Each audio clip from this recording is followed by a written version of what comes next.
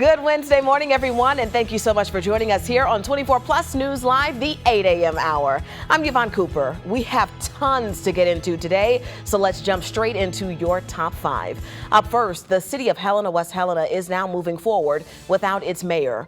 Christopher Franklin Sr. was permanently removed from office Monday after he was charged with 4 counts of failing to file or pay state income taxes.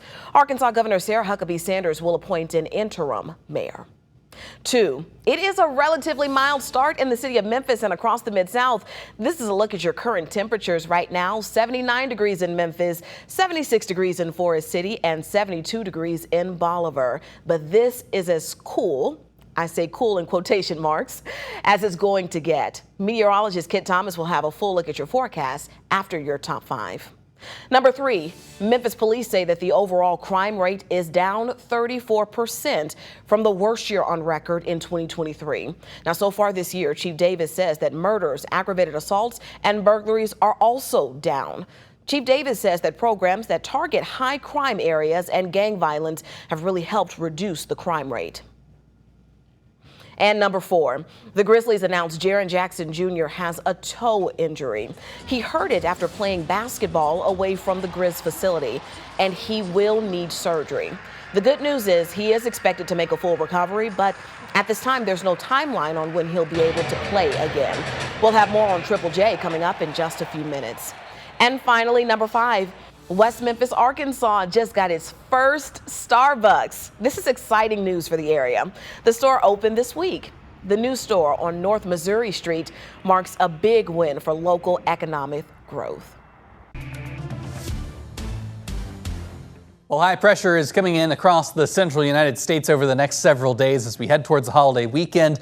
It's going to lead to some very warm temperatures for 4th of July celebrations. Here on Friday, we've got the high right here across the Mid-South, and as it moves towards our east, that's going to start to bring in moisture from the south out of the Gulf, and that's going to make it feel even hotter as our dew points will begin to surge north of 75 degrees for some of those dew points. So it is going to be really muggy. Looking at our temperatures through the day today, we'll see them warming up into the low 90s, either side of 90 degrees for most of our highs. Drop back into the 70s tomorrow, and then we'll be back into the 90s in the afternoon. Today afternoon heat index going to be around 94. Not terrible, but it is going to be more muggy later on in the week. Looking through your forecast, not a whole lot to talk about here. A few clouds passing through, so we'll see some partly cloudy skies here today and Thursday. Tomorrow, maybe a stray sprinkle or two. It's not really going to amount to much. And Friday looks mostly clear as well, so that's some good news for 4th of July celebrations. Looking today, around 91 for our high with partly cloudy skies. We'll drop back to around 71 degrees. Your 7-day forecast, temperatures stay in the 90s, but by the weekend, it will feel like it's over 100 degrees. The Memphis Police Department is addressing one of the city's most pressing issues, and that's crime. Chief C.J. Davis said that crime is down. Memphis rate is down 34% from the worst year on record, which was 2023. Now, so far this year, Chief Davis said that murders, aggravated assaults, and burglaries are also down. Although crime is continuing to decline, Chief Davis says that the current numbers are still too high. We've had weekends in Memphis before where we had 11 homicides in a weekend. We have moved away from that. We're not where we want to be right now. We are still working on how do we intercept violent crime. Chief Davis confirmed that MPD is working with federal agencies to help reduce gun violence. Dozens of new laws, of course, are in effect in the state of Tennessee, including one aimed at cracking down on hate groups. It's called the Peace Act. Lawmakers say that it comes after neo-Nazi marches in Nashville and anti-Semitic flyers showing up in neighborhoods in parts of the state. The law makes it illegal to leave flyers on pamphlets on someone's property without permission, even political ones. Now, some legal experts say that that could cross the line when it comes to free speech. This law also gives police more power to ask for your name. And if you lie or if you don't give it, you could face a fine or jail time. Continuing coverage now, the city of Helena, West Helena is now moving forward without its mayor. Christopher Franklin Sr. was removed from office after he was charged with failing to file or pay state income taxes. ABC 24's Desmond Nugent shares what leaders are doing until an interim mayor is appointed.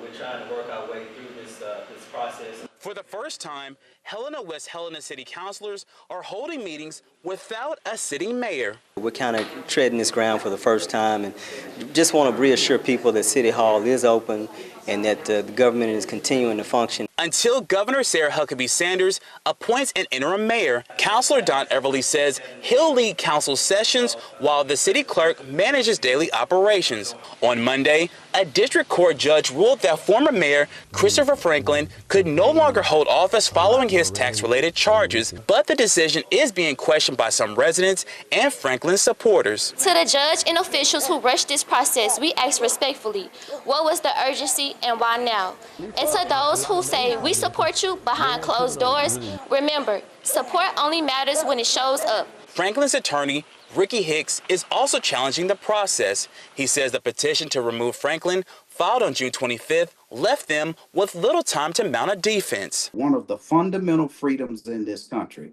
under the Sixth Amendment is that a defendant must not be prejudiced by time constraints. Hicks claims Franklin's removal sets a dangerous precedent. To remove someone from office because they didn't pay state income tax is ludicrous. He's very distraught. He's very dejected. He feels somewhat embarrassed because there was a court of law that removed him from his position. In Helena, West Helena, I'm Desmond Nugent, ABC 24 News. All right, it's time to talk solution seeking. Here is an update to a story that we brought you on Monday. In Hickory Hill, a homeowner called ABC 24 about blight and illegal dumping. And ABC 24's Scott Mattis is here with us in studio to talk about where things stand right now. Yeah, good morning to you, Yvonne. We've got an update on this story, like you said, that we brought to you on Monday. You might remember I brought you to Winchester Point Cove on Monday and showed you some pretty unsettling dumping that was going on there. One woman called me, and then I went out and I saw the devastation. You're looking at mattresses, you're looking at shopping carts, tires, and everything else in between, just dumped on the side of the road. And only after our ABC 24 News investigation, the city of Memphis responded.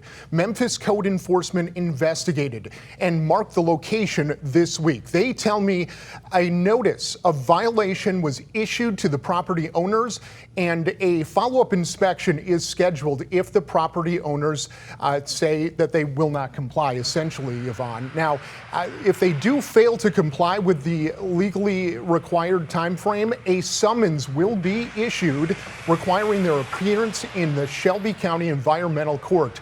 They went on to tell me that code enforcement is aware that most people responsible for illegal dumping or associated with commercial enterprises attempting to cut costs by avoiding those landfill fees. That's a huge point of contention. Now, they all want to remind us that you can report illegal dumping by simply calling 311 or using that 311 app. Everybody has access to this. Everyone can get it. Now, the bottom line to this big story, action as a result of our ABC 24 News investigation. That's what we want. You know, there's a lot of people, Yvonne, that don't do the right thing. And we see it every single day. And, you know, I wrote something down just a short while ago. Do what's right. Yes. Do what's right, especially when no one is looking. Yes, that is the definition of good character. Absolutely. It is. Absolutely. And, you know, just one more point of contention. This is what we do here at ABC 24 News. We seek solutions on a daily basis. That's what I've been tasked with, and that's what I've been doing with the better part of my career. And we're going to keep on doing that, not just for ABC 24 News, but for the entire Mid-South and the city of Memphis. Yeah, that is action and accountability at work. The neighbor that you spoke to, right. Have you spoken to her since then, since this update? Yes, I have, and she is so elated. She's so excited. And, you know, this just brings it back home on why we do what we do here at ABC 24 News. They're elated. The entire neighborhood is elated, excited, because what we're talking about also is property values going down potentially as a direct result of this illegal dumping. And that was one of the biggest points from the very beginning. And so action as a result of our investigation, the city of Memphis is taking action. Right now, they have moved part of the debris, if you will, to the other side of the road, and they've marked it with red paint. What that means is Crews will now come with a large truck and pick all of that up. But the bottom line to this big story, when does it stop? Yes. Do what's right, especially when no one is looking. A great message there and a great report. Scott, thank you so much. Absolutely. We appreciate it. All right. Yeah, you know, the bottom line to this big story, we seek solutions. All you have to do is text solutions to 901-321-7520. Take a picture of this, write it down, do whatever you have to do. This goes directly to me, and I will solve your problem. 901-321-7520. Scott Mattis on the scene and on the story. As always, thank you. Turning now to some Grizz news. Free agency has started for the Memphis Grizzlies this summer, and they have made a lot of moves this week, including adding a new player. But the team also shared some bad news. Jaren Jackson Jr. has a toe injury and he will need surgery. The team said that he hurt it playing basketball away from the Grizz facility. Now, he is expected to make a full recovery, but there is no timeline on when he could be back on the court. Jaren Jackson Jr. actually just signed a contract extension Monday, keeping him with the Grizzlies through the 2030 season. The Grizzlies and Jaren Jackson Jr. are expected to agree on a 5-year, $240 million deal. We're wishing him a speedy recovery. In consumer news this morning, West Memphis, Arkansas just got its first Starbucks. Can you believe it? It's great news for them. The new store on North Missouri Street marks a big win for local economic growth. Mayor Marco McClendon says that it shows that the city is attracting major brands and creating some new opportunities for a lot of people there. Let's take a quick break as we look live outside using our camera near the flyover on this hot and humid hump day. We'll be right back after this.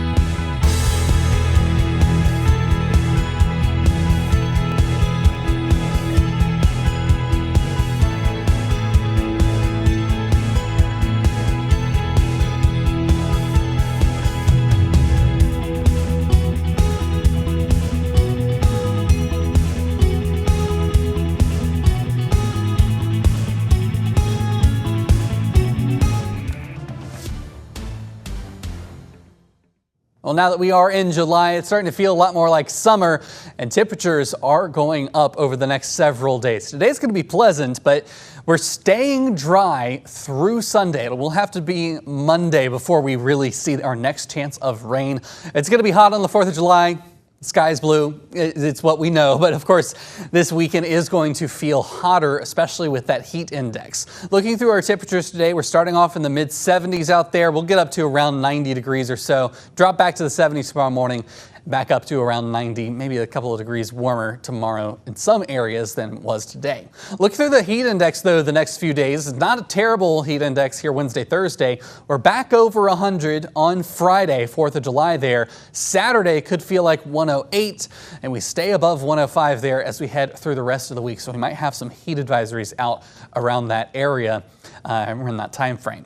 Looking over the forecast for the clouds, we're not really talking much about rain. We might see some clouds through the afternoon here today and overnight into our Thursday morning. That might actually help us stay a little warm tomorrow morning, just with that added layer of cloud cover. But as we head into Friday, we keep things very clear, very sunny, maybe some afternoon cumulus clouds, but no rain really expected for 4th of July. So that's some good news there.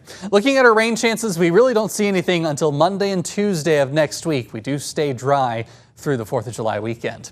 91 for our high today, partly cloudy skies. The winds will be out of the north, so that's why it's feeling a little cooler, feeling a little drier out there. Northern wind bringing in some drier conditions for us, but that dry air means no rain chance for us. We'll keep some of those clouds overnight tonight. A low around 71 degrees, wind shifting now out of the east. Then we're going to start to see the winds shifting more out of the south as we get Friday into Saturday. That's going to bring in moisture, higher dew points, higher humidity. That means a higher heat index, so it's going to start to feel like it's above 100 degrees there, of course.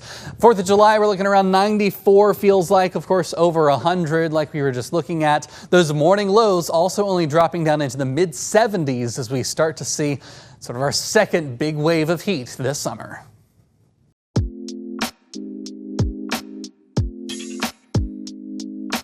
All right, you know what time it is. It's time to talk about what's trending. Summer is officially here, and a lot of people plan to hit the road for vacations. Data from Wallet Hub found about 75% of Americans will hit the road for a trip this summer. The company ranked all 50 states as road trip destinations, and the top 5 are Minnesota, New York, Ohio, Utah, and Louisiana. While the worst 5 states are Montana, Vermont, Rhode Island, Connecticut, and Delaware. Tony the Tiger and Tony Hawk were actually caught hanging out. Isn't that cool? The collaboration is for the launch of Tony Hawk's Pro Skater 3+4 video game featuring Tiger-themed gear. Players can pre-order the game right now. Those pre-order bonuses includes exclusive Tiger-themed accessories for players. Special releases also include limited edition Tony x Tony skateboards, exclusive Tony x Tony cereal packs with autographed items, and classic Kellogg's Frosted Flakes taste.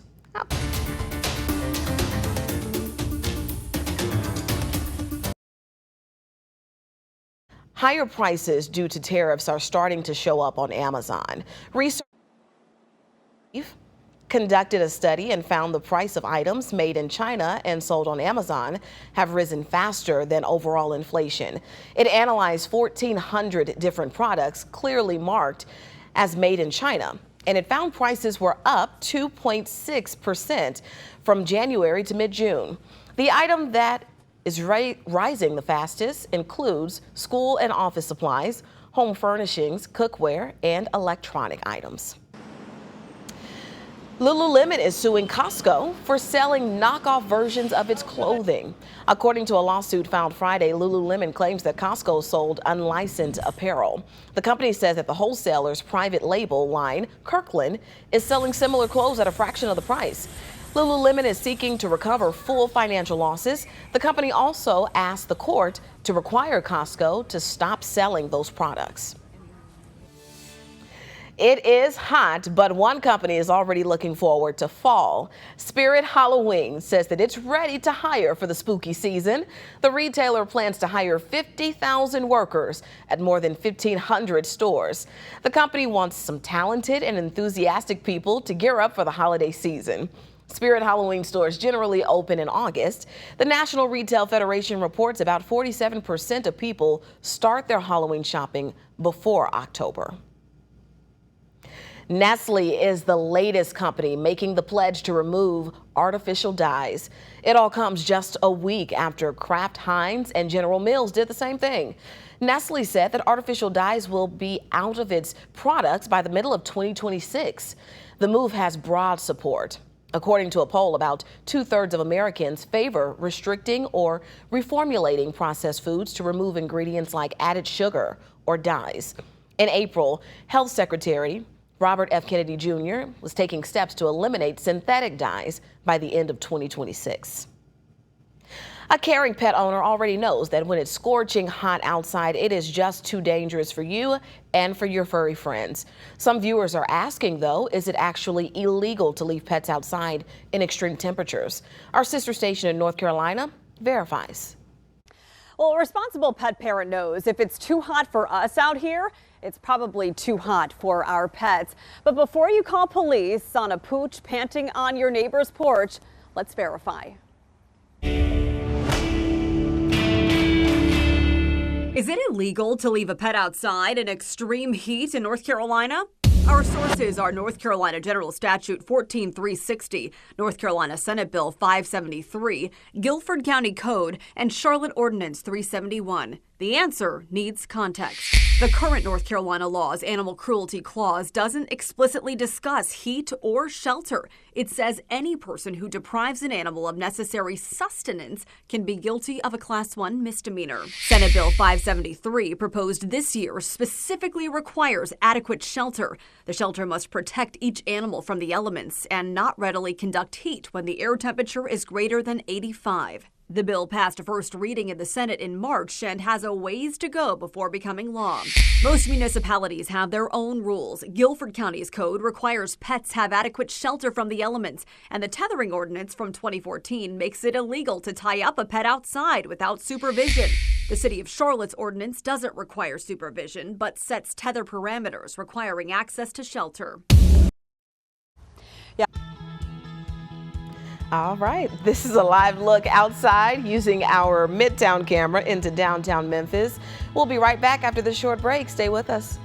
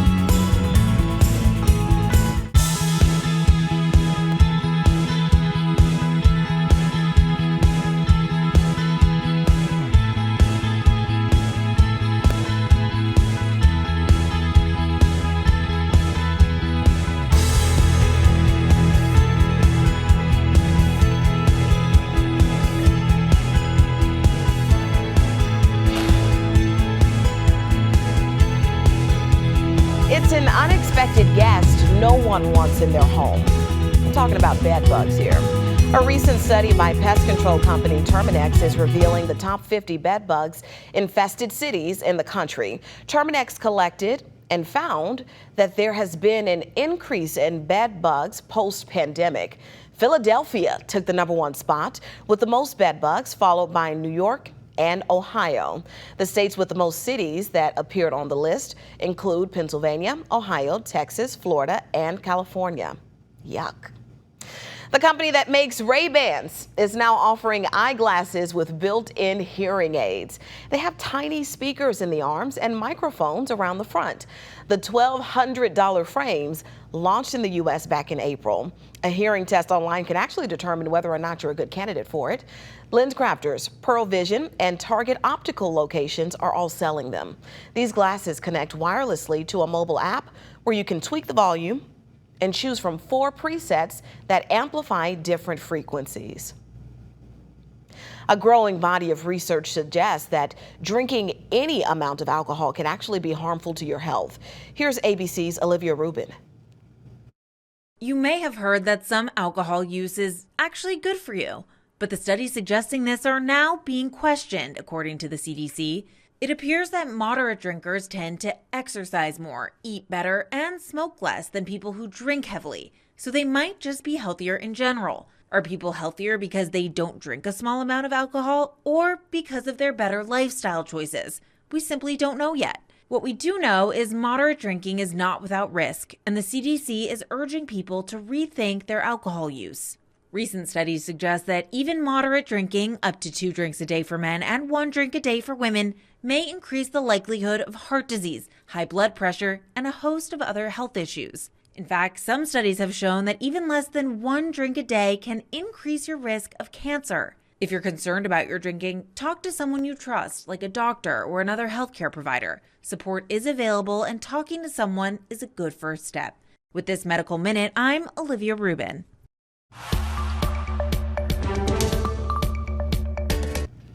Now to celebrating 20 years of Shondaland with Shonda Rhimes and Betsy Beers. This dynamic duo is behind several shows, including Grey's Anatomy, Scandal, and Bridgerton. The list really goes on and on. ABC's Robin Roberts caught up with them to talk about this milestone and what's next. If I had any sense... Shut up! Dance it out. For more than 2 decades, I have my hand on a bomb. I'm freaking out. Shondaland has delivered the drama. From forbidden romances... Do you love me? I love you! ...to iconic monologues. Twice as good as them to get half of what they have. And shocking plot twists. Now, as they celebrate 20 years of telling bold, inclusive stories, Shonda Rhimes and Betsy Beers are reflecting on the world they built together, one groundbreaking show at a time. Hey! Hello! Could you have imagined going back to 2005 and going, all of this that has happened? No. Absolutely not. No, not at all. No. Their partnership as the longest-running women-led duo in TV history all began because of a shared frustration. We loved television, and there was this whole gap because we didn't see anything that looked or acted like us. There were no women who felt like real women on television at that point in Or time. locations like hospitals that were filled with people that looked like a real The hospital. world, yeah. And we were like, we're all the competitive, mean-spirited, fun, well-meaning women out there.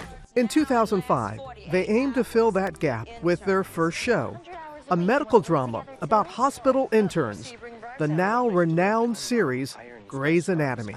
Why y'all standing there? Move! What was our first one? And so I feel like we made a lot of mistakes. We did. But not in a bad, I don't feel like any of the mistakes were a problem. Whatever came from those mistakes turned out to be fantastic. We've never done it. Yeah. It's that make your mess a message thing that you always say. Oh, that's so good. Yeah. Thank you. But what started as a long shot... You realize this constitutes hugging? Shut up.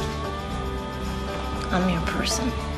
Soon rewrote the rules of primetime. We have the last show picked up and we were mid-season. What did we have to lose? Yeah. Because no one was paying any attention because that was the year of Desperate Housewives and Lost. Yes. So they already had 2 big mega hits. So we were just the kids in the back of the class chewing on our hair over in the other part of town. It was that thing, though, if we're going to fail as ourselves. Yeah. So We're not going to make stuff up and to please you, and then it's not what we created in the first place. Grey's Anatomy becoming the longest-running medical drama in American TV history. So many things that are iconic. So pick me. Choose me. Love me. I know. I'm always telling people, don't do that. I know, Don't do that anymore. Yeah. But it's just like, I can still see her saying that. I know you had the exact cadence. By the way, that was Thank you very perfect. much. That was really good. How does it feel to know that you have become a part of culture? For me, that's a really personal feeling, to feel like I've made something up and people are embracing it in this way. He's very dreamy, but he is not the sun. You are. I'm amazed at how many people come up to me and tell me that they learned something that helped them save somebody in their family's life. I'm also amazed at how many young women can say they're going to go into the sciences or they're doctors. And it was because of Meredith Grey, which is amazing.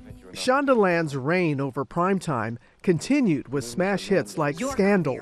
Do I always get it done? And How to Get Away with Murder.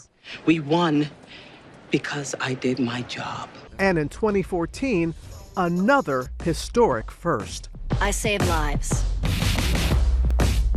I run DC. I kill in the courtroom. The TGIT lineup featuring 3 hours of appointment television, all led by formidable women protagonists. It's handled.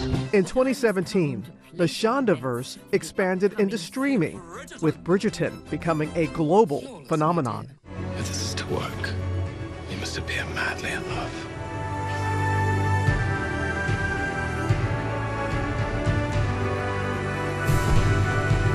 It was sort of the amazing effect it has when your show launches at the same time all over the world. Bridgerton was the first time that it ever happened. The duo says that when they're choosing the next story they want to tell, timing matters.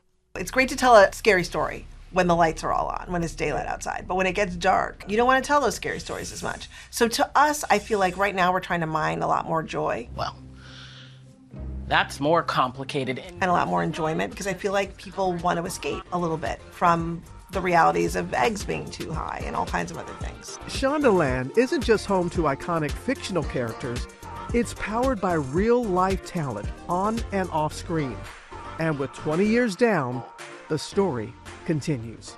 I just know it's going to be fun, and it will be something that will probably surprise people. And they'll say, why do you want to do that? And we'll say, because we love it. Yeah. And because she's going to write the hell out. And yes, she will. Incredible women, incredible shows, and an incredible impact for the last 20 years. Let's take a live look outside at this beautiful view using our camera near the flyover. We'll be right back after this short break. Stay with us.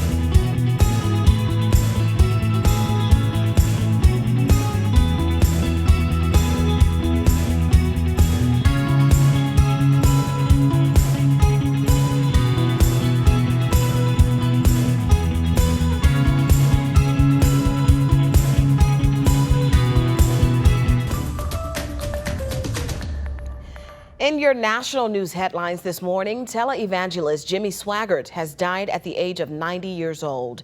He was huge in the 1980s with his shows seen in more than 100 countries. He faced a big scandal in the late 80s, but he kept preaching on radio and TV until recently. He was hospitalized after a heart attack just a few weeks ago. The ministry confirmed his death, but gave no other details. Jury deliberations continue today for the third day in the Sean Diddy Combs trial. Tuesday, the jury reached a verdict on 4 charges, not 5. 2 counts of sex trafficking and 2 counts of transportation to engage in prostitution. But the judge said that the jury had not been able to reach a verdict on the racketeering conspiracy charge because jurors had unpersuadable opinions on both sides. But the judge left the jury to go home and come back and continue their deliberations today. Combs faces life in prison if convicted on all counts. He pleaded not guilty, claiming that all of the sexual acts were consensual. After a nail-biter vote in the U.S. Senate, the U.S. House is now taking up President Donald Trump's giant tax and immigration bill, the bill that he calls the Big Beautiful Bill. It is expected to face some challenges, though. The Senate version is projected to add roughly $1 trillion more to the deficit than what the House passed back in May. Speaker Mike Johnson said that Tuesday evening there might even be an attendance problem in the House as some members were having problems getting back to Washington after more than 1,200 flights were canceled or delayed across the country because of storms in the eastern U.S. Johnson said Tuesday night that he does expect a vote in the House Wednesday or Thursday at the latest. Back here at home, let's turn now to this. Memphis Community Against Pollution is announcing a major investment in air quality monitoring for South Memphis. There's a press conference happening right now with the group. Let's listen in. In Mama Easter's gazebo, because we love one another. And it is not a superficial kind of love. It's a love that requires you to do work, requires you to march, requires you to gather, requires you to sacrifice. And we in this community of Boxtown and Westwood and South Memphis, we love this place we call home. And we will not let anyone sacrifice our lungs and our lives for profits. Our love is more powerful. Today, I am proud to announce that Memphis Community Against Pollution is making the single largest investment of any nonprofit or known governmental agency to date to specifically study the air quality of South and Southwest Memphis with a $250,000 investment in community-based research, scientific monitoring, and creating a true air quality monitoring system dedicated to this community. It is exciting to be able to announce this on the 4-year anniversary since the cancellation of one of the most environmentally racist and dangerous crude oil pipeline projects. But this community's victory then proves what we still believe now. We are not the path of least resistance. We are the path of resilience. We've taken on Goliath before. We understand that we are David, but we have a just cause. And we are called to answer to God because God is on our side. Amen. Yes, sir. Memphis Community Against Pollution, formerly Memphis Community Against the Pipeline, exists because we believe clean air is a human right. Clean air is a human right. We believe in clean air for everybody. In South Memphis, North Memphis, East Memphis, we believe in clean air for everybody. That nobody's air is worth being sacrificed in this city or in this county. And we tell folks and remind people it's worse for people who live in Boxtown, Westwood, and 3109. But we share the same air. That's right. Shelby County has an F in air quality. Yes, sir. We have been labeled as a county as an asthma capital of the United States of America. Over 1 million people are living with unsafe, unclean air. And we're seeing this increased rates of asthma and respiratory illnesses due to poor air quality.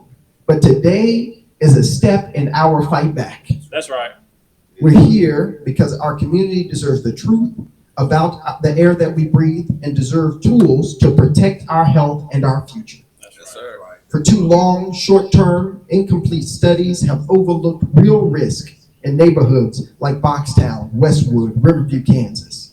And the recent city studies that have received plenty of news coverage does not measure ozone, which forms in the air due to activity like gas turbines. Nor did the study address EPA standards or track data for a long period of time to make justifiable claims about the health of our community. Moreover, the samplers that were used were sporadically placed, unable to capture hyperlocalized differences in air quality. Well, we've got something to do now. The current air monitors that do exist that have been EPA regulated have shown increased levels of ozone pollution for years, which is why we have a petition to the EPA to declare our county out of attainment for the 3rd year in a row. XAI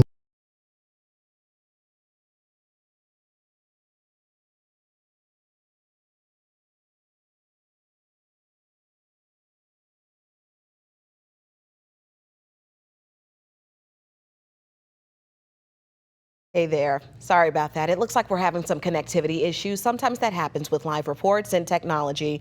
But what you just heard was from Representative Justin Pearson, who is also the chair, the board chair of MCAT, which stands for the Memphis Community Against Pollution, that group and nonprofit. They've just announced a $250,000 investment in South Memphis. This gift is in honor of the 4th anniversary of the Byhalia Connection pipeline cancellation. But this is also in response to the city's report and data announcement and release on air quality just a few weeks ago in Boxtown, Whitehaven, and downtown Memphis. There's been a lot of back and forth about that report and whether or not it was true and accurate as it depicts ozone layers and levels and also smog. Those details were left out of that report, but that report did analyze and give us updates and looks at what kind of pollution is going on and what we can see throughout other parts of Boxtown, Whitehaven, and downtown Memphis. It looks like we've got the connectivity better. Let's listen back in to Justin Pearson. By the EPA, like nitrogen oxides and fine particulates that come from sources like gas turbines, factories, heavy traffic, all of these things which we know persist in South Memphis. By adding wind direction and speed, we can help even trace where the pollution is really coming from. But look, this isn't just about us collecting numbers. It's about putting science in the hands of people. Our own residents will be trained to install, read, and use this data so the community can share its own story as we push for real solutions. Yes, Dr. Ravichandran will spearhead a community science workshop in the coming weeks alongside a newly formed Memphis Community Against Pollution Community Advisory Board. A lot of these people here will be on that board, FYI, if you didn't know. This will mean neighbors can organize, work with SEACH experts, and hold polluters accountable because the data will be public and community-led. Lastly, what does this mean for South Memphis? It means moving beyond empty promises, having real answers, real evidence, and real power to demand healthy air and a safe place to live for everybody. And that's for the love of today's families. It's for the love of the families that are yet to come. We believe in clean air for everybody. Let's clean air for everybody. Clean air for everybody. Clean air for everybody. Everybody. With that, I'll hand it over to Dr. Jacoby Wilson. Thank you, sir. We're excited to be here. We're going to take a few minutes to kind of go over a little bit deeper what Representative Pearson just. All right, and that was Justin Pearson, who just wrapped up his remarks and statements and closed with this, that the money will be used to trace pollution within South Memphis, Southwest Memphis, that money will help train others to install and trace the data on their own, to do their own studies to see exactly what is in the air, and that this will be public and community-led. These new studies that will be open to the public to view and that will be done by people within their own community. So you have a lot more people that are speaking at the podium now, and we will continue, of course, to keep following this, but I think let's listen back in one last time to get this last update. AI facility, which include Valcaro and which include the nuclear steel mill. Dr. Wilson? So when we look at the study, again, it was stated before by Representative Pearson, it only collected data for 12 hours per day, over 2 isolated days, and failed to monitor ozone, a harmful pollutant associated with turbine emissions, so NOx, volatile organic compounds like formaldehyde, benzene, xylene, and linked to shortness of breath, chest pain, early onset asthma, and other lung conditions. So as Representative Pearson said, we have a right to breathe clean air. That's right. Amen. We got to demand it. The American Lung Association has given Shelby County an F grade for ozone pollution this year. The study used OSHA, Occupational Safety and Health Administration standards meant for occupational exposures, rather than EPA National Ambient Air Quality Standards. There we go. Okay, so use the wrong standards. While the Macedonian Church site in Boxtown captures fence line data less than 500 meters away, the City Hall site is 7 miles away, north of southwestern Memphis. So we need more monitoring locations close to facilities of concern in Boxtown, in Coral Lake, in West Haven, in Westwood. And again, the nearest monitor for ozone is at Shelby Farms, 10 miles away, over 10 miles away from the Southwest Memphis community. The fact that the nearest ozone monitor is 10 miles away is extremely problematic because studies have shown, especially one conducted by Aclima, which is one of the leading mobile monitoring companies worldwide, that at the city block resolution, right? So from block to block within Memphis, we can experience differences in particulate matter, differences in ozone, differences in these criteria pollutants by a factor of 400%. So frankly put, the residents of the community cannot be reliant on the monitor that's 10 miles away, on the sampling that was done 7 miles to the north. And there's only one sample that was conducted, as Dr. Wilson mentioned, in Boxtown, and that itself for 12 hours over a span of only 2 days. So I'm gonna go a little bit more detail about some of the public health impacts of the city study. So the study mentions measurement of respirable particulates between 0.031 to 0.036 milligrams per meter cube. This translates to 31 to 36 micrograms per meter cube. So EPA measures particulates in micrograms per meter cube, but does not specify the particulates measured. So when we think about EPA, when we do monitoring, we measure PM 2.5, that's 2.5 microns in diameter. We measure PM 10 microns in diameter. We measure PM 1 ultrafines, 1 micron diameter, right? So however, the range that they found, if that range of 31 to 36 micrograms per meter cube was for PM 2.5, that would be substantially higher than the EPA annual standard of 9 micrograms per meter cube, and approach and slightly exceed the daily standard. So the limited data they collected is actually, it's bad, y'all. It's above the PM standards, okay? Okay, that's so that data did show that. And then even at low levels, major studies have shown, published in the British Medical Journal, for example, increased risk of hospital admission for cardiovascular disease at PM 2.5 levels as low as 2.5 micrograms per meter cube, well below the current US EPA annual standard again, which is 9 micrograms per meter cube. The well-cited Harvard 6 City studies found that links between PM 2.5 and higher mortality, even in cities with concentrations averaging below EPA's current annual standard.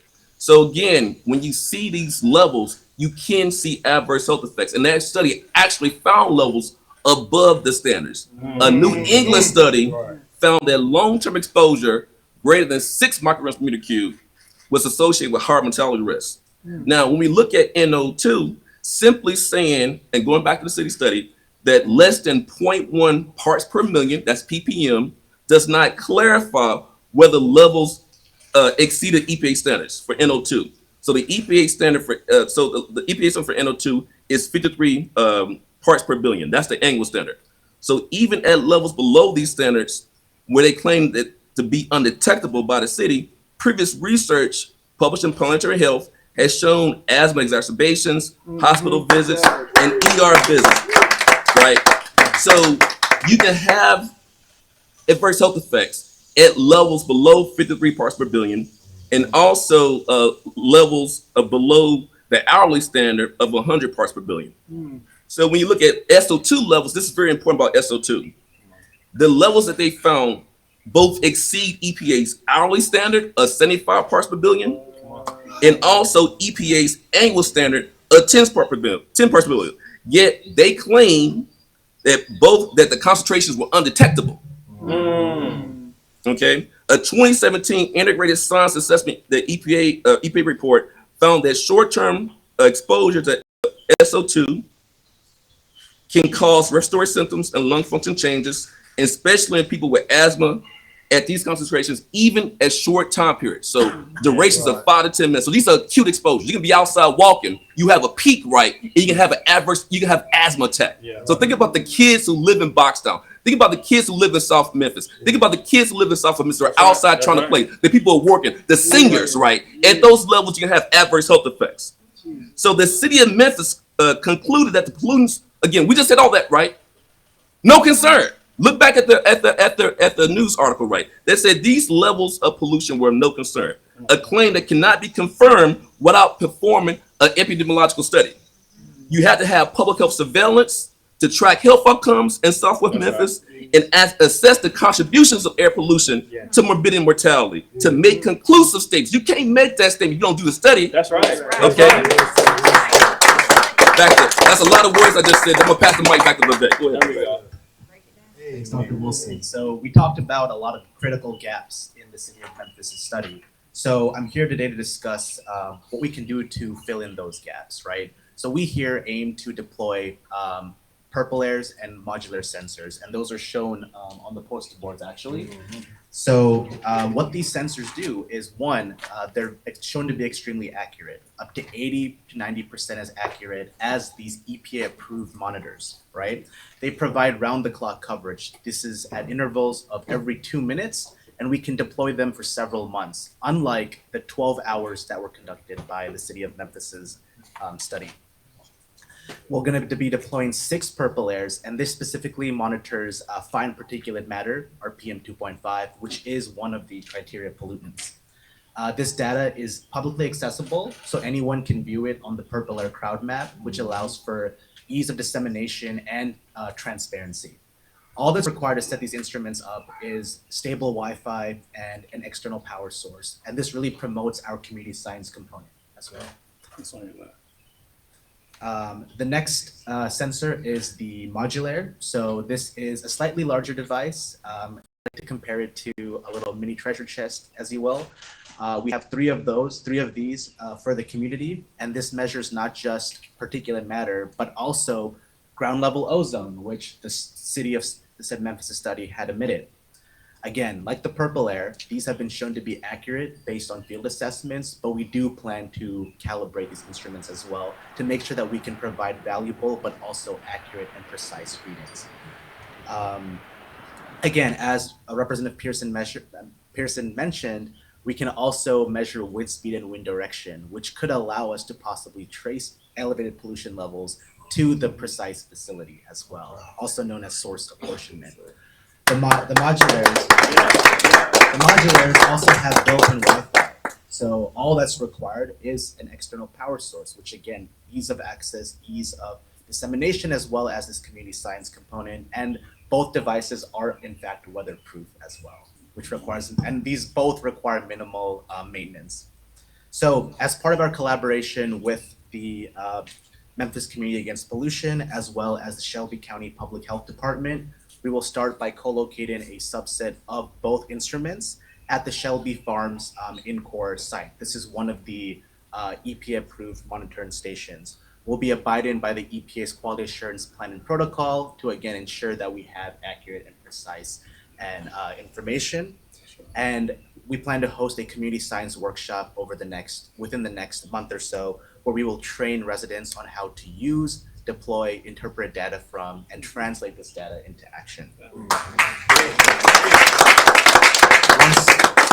Once we're done with our calibration process and the community science workshop, we will then work with the community to identify locations within the Boxtown community, within Whitehaven, and within the rest of the Southwest Memphis community that are proximal to these pollutant facilities. We plan to check on the data weekly to ensure it's functioning well. As I had mentioned, all this information is publicly accessible. We'll download the data bi-weekly as well, produce monthly reports, and disseminate the information back to the community. As Representative Pearson mentioned, we do plan to form a community advisory board so at every stage of this project, from the identification of sites to the data downloads to the interpretation and onwards, will be co-led by the community and driven by the community. And I know I spoke for a while, so I hand it back to Dr. Wilson. Yeah, I know we got questions from the audience and folks from the press, so I'm just gonna close this out. So data should never sit in a report. It should drive action. There we go. The image on the last page of your handout illustrates what so many families know in South Memphis. They know about the high asthma rates, cancer risk, heart disease, and shortened lives because of constant exposure to pollution that too often goes unmonitored, unchallenged. We got folks dealing with what we call toxic trauma. That's it. We got folks who have been sacrificed. We got folks, because Dr. Bullitt knows the father, the EJ movement calls it, we got folks who don't have the complexion for protection, right? So when you think about these issues we're talking about environmental injustice here, right? That's right. We're talking about people being exposed to toxins. Think about the intergenerational injustices of kids who have been exposed to these pollutants. Yes. There's no safe level of particulate matter, y'all. There's no safe level of lead. You have kids been exposed to lead. Think about the cumulative impacts of living in a community when you've been exposed to all these toxicants, right? And what it means for your grandmother, what it means for your baby, what it means for your pregnant mother, what it means for your son, what it means for your father working outside, what it means for folks working in construction, right? These are the people who've been impacted, right? So this is why the investment in the sensor network is really important. This is why the partnership is really important. This is why we engage in the health department to make sure it's collaborative, right? To make sure we have the right data. Because if you don't have the right data, you can get the wrong solutions, right? Come on. You gotta have bad data in, bad solutions out. We're gonna have good data in, good solutions out, okay? So we gotta make sure we're just not collecting numbers, y'all. This is people's lives here. We're not just doing science for the sake of science. We're doing empowerment science. We're doing liberation science, right? We're doing impact science. We're doing action science. This is about change science, everybody. So, and I know I'm getting too excited. I'm gonna stop and pass the mic. Thank you. Y'all, it's been 4 years. 4 years of constant fighting. We started out fighting a $1 billion corporation and a pipeline. We moved on to fighting for clean air with Sterilization Services of Tennessee, who have been polluting our air with ethylene oxide. We moved on to Elon Musk and his XAI facility, building a power plant illegally and operating it for over a year without a single permit. We are consistently fighting for our lives. It's been 4 years since collectively this community has stood together and worked together in order to stop a $1 billion pipeline. And now we are up against the most wealthy person on the planet. A person who sends out the most disinformation and misinformation that we've ever seen. Someone who is pulling the strings of our political forces and the public institutions who are built to protect us. But what we know is that people power is real. People power has always overcome, and people power is going to drive us to a future where we have clean air and we have the data, we have the science that backs it up. For too long, our public institutions, our politicians, and now they are manipulating data, academics, and research in order to draw a wool over our eyes and to make it permissible to continue to kill us. This is what policy murder looks like in action with a PR plan from a billionaire. This has to end, this has to stop, and we have to stand together. We have to continue to work together. These folks came all the way from Maryland.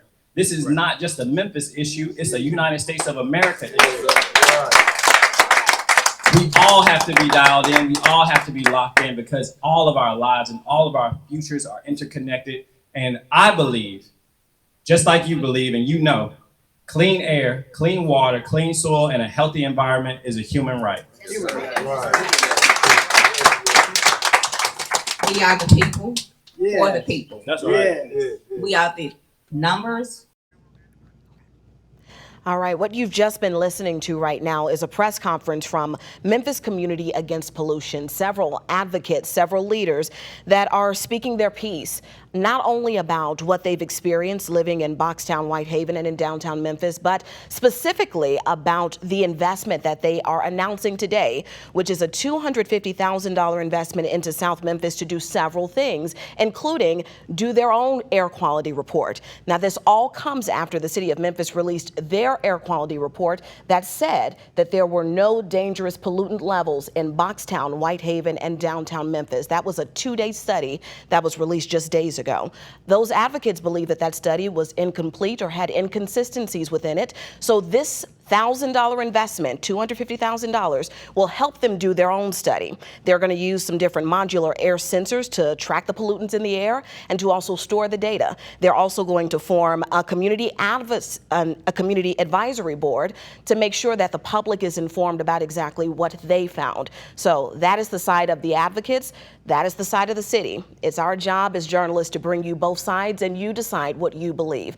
It's also our job to make sure that we're asking tough questions between both of those groups, and we'll be sure to do that. We'll have more on this story coming up later tonight at 5 and 6, so be sure to join us on ABC 24. And as always, you can watch any of our content on this specific story and many others right here on 24+.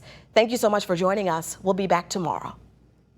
Continue with us and watch free now on the 24+ app everywhere you stream.